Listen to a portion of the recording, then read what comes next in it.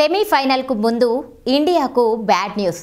తల్లి మరణంతో ఇంటికి తిరిగి వెళ్లనున్న టీం మెంబర్.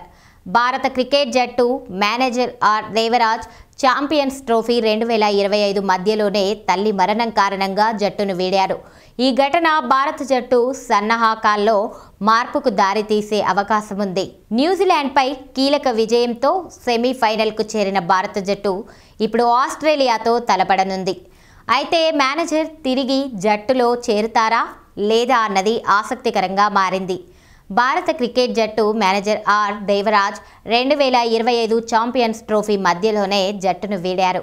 ఆదివారం ఆయన తల్లి కమలేశ్వరి గారు మరణించడంతో తక్షణమే హైదరాబాద్కు వెళ్లిపోయారు. ప్రస్తుతం హైదరాబాద్ క్రికెట్ అసోసియేషన్ HCA కార్యదర్శిగా ఉన్న దేవరాజ్ భారత జట్టుతో దుబాయ్లో ఉన్నప్పటికీ మేనేజర్గా తిరిగి బాధ్యతలు స్వీకరించనున్నారా అనే విషయంపై ఇంకా స్పష్టత రాలేదు.